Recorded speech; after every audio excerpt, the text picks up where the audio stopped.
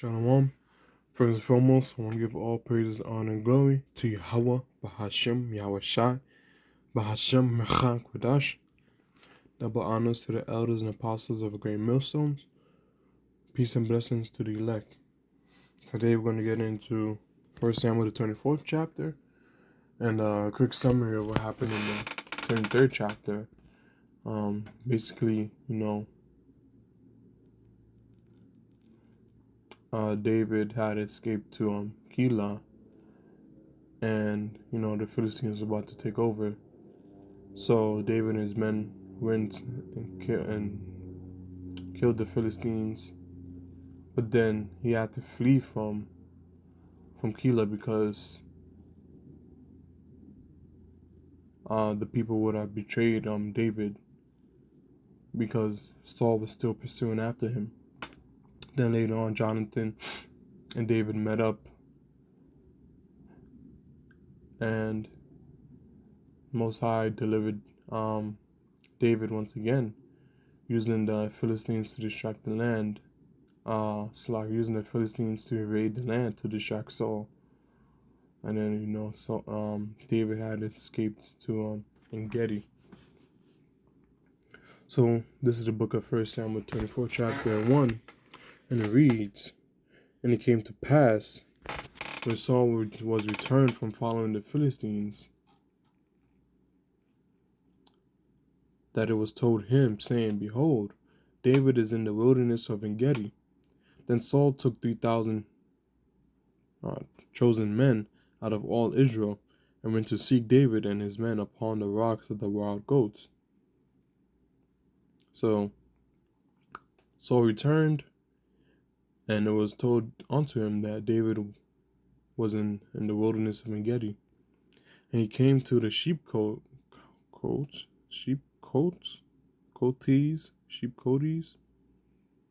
by the way where was a cave, and Saul went in to cover his feet, and David and his men remained in the sides of the caves." NOT, at the place where the road passes some sheepfolds, Saul went into a cave to relieve himself. But as it happened, David and his men were hiding far further back in the cave. So Saul entered into a cave, to drop some bombs. I shouldn't say that. He went to attend nature's call in the cave. Nature had called him in, and he went to attend the battle, But he went there not knowing that David and his men was further back into the cave. And the men of David said unto him, Behold, the day of the Lord, behold, the day of which the Lord said unto thee, Behold, I will deliver thine enemies into thine hand, that thou mayest do to him as it shall seem good unto thee. Then David arose and cut off the skirt of Saul's robe privily. Oh, snap. So while Saul was attending nature's call, David and his men, of course, they saw Saul. David's men had wanted David to kill Saul because he was an enemy. But David was like, nah. And he only Low battery. Please charge. He only cut off a piece of Saul's robe. That's it. Interesting. He could have killed Saul right then and there, but nah, he just cut off a piece of of Saul's robe. And it came to pass afterward that David's heart smote him because he had cut off Saul's skirt. And he said unto his men, The Lord forbid I should do this thing unto my master, the Lord's anointed, to stretch forth my hand against him, seeing he is the anointed of the Lord. So David stayed his servants with these words, and suffered them not to rise against Saul. But Saul rose up out of the cave and went on his way. So even after all the things Saul had done to David, David still showed him mercy. Yeah, it's crazy. Low battery. Please charge. Let's turn this off. Power off. Alright. Verse 8, David also arose afterward and went out of the cave and cried after Saul, saying, My lord the king. And when Saul looked behind him, David stooped with his face to the earth and bowed himself. And David said to Saul, Wherefore hearest thou men's words, saying, Behold, David seeketh thy hurt? Hmm.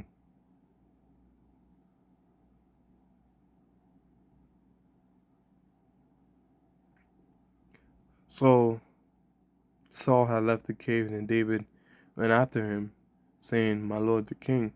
He bowed. David bowed to Saul.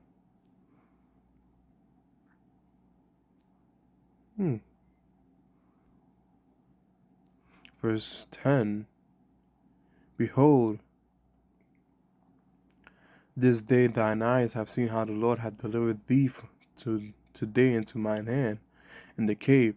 And some bade me to kill thee, but my eyes spared thee. And I said, I will not put forth my hand against my Lord, for he is the Lord's anointed. Moreover, my father Seir see the skirt of thy robe in thy hand, for in that I cut off the skirt of thy robe and killed thee not. Know thou and see that there is neither evil nor transgression in my hand, and I have not sinned against thee, ye thou huntest my soul to take it. So,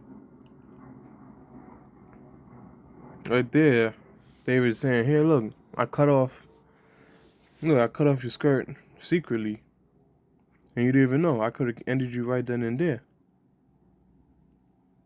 But that just proves that I'm not trying to hurt you in any way, shape, or form. But you've been hunting me for what? I didn't even sin against you. I didn't do nothing. But jealousy has taken over Saul. Hey. The Lord judge between me and thee, and the Lord avenge me of thee, but my hand shall not be upon thee. David saying he will never harm him.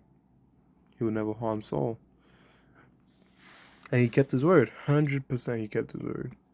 As saith the proverb of the ancients, wickedness proceedeth from the wicked, but my hand shall not be upon thee.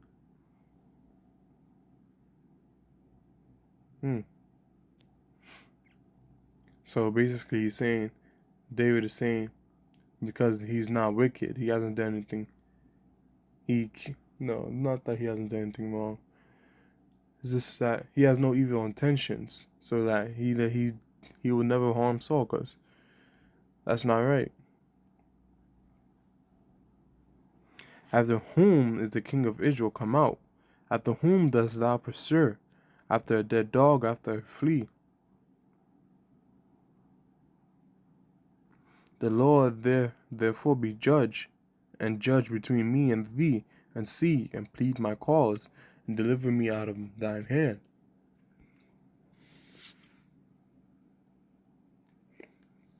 And it came to pass, when David had made an end of speaking these words unto Saul, that Saul said, Is this thy voice, my son David? And Saul lifted up his voice and wept. And he said to David, Thou art more righteous than I, for thou hast rewarded me good, whereas I have rewarded thee evil.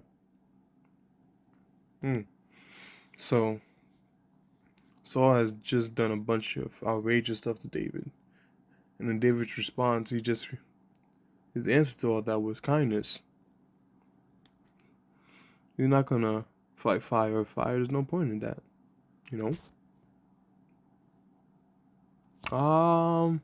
Shit. Can I find it? Let me see. Let me see what verse I'm on. I'm on verse 17. Okay. I know it's in Proverbs. Is it 1? No. 5. 5? No, 2.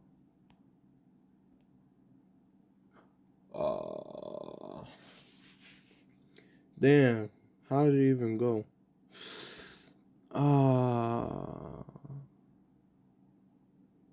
Let me see. see.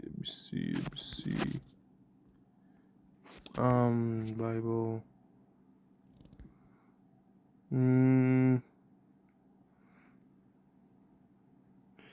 Ah, Proverbs.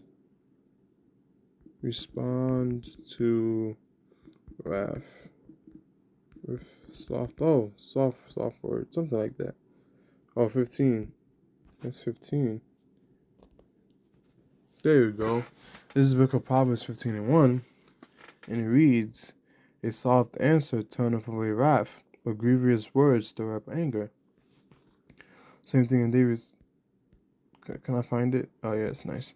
David's case, even though it wasn't words they were exchanged the entire time, it was in kindness. But the same things apply, you know? He's not going to fight. Even though after Saul I did a whole bunch of evil things onto him, he's not going to do evil things onto Saul. Because that's just going to stir up the pot even more. You just add into the fire, you know?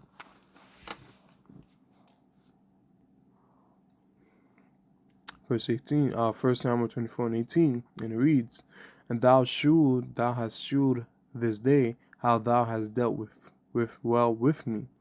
For as much as when the Lord had delivered me into thine hand, and killest me not. For if a man find his enemy, will he let him go well away?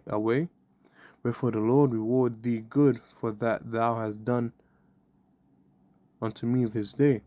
And now, behold, I know well that thou shalt surely be king, and the kingdom of Israel shall be established in thine hand. Swear now therefore unto me by the Lord, that thou wilt not cut off my seed after me, and that thou wilt not destroy my name out of my father's house." And David sware unto Saul. Saul went home, but David and his men gat them up unto the hole. So after Saul had declared David king, he asked David to swear to not cut off his descendants or destroy his name. And then after that, Saul went home, David went home. Easy. So a quick summary of what happened in the 24th chapter. And in the wilderness of En-Gedi, David spared Saul's life in the cave. And David refused to harm Saul because he was the Lord's anointed. And then you have Saul over here admitting to David's righteousness. And he actually acknowledged him as the future king.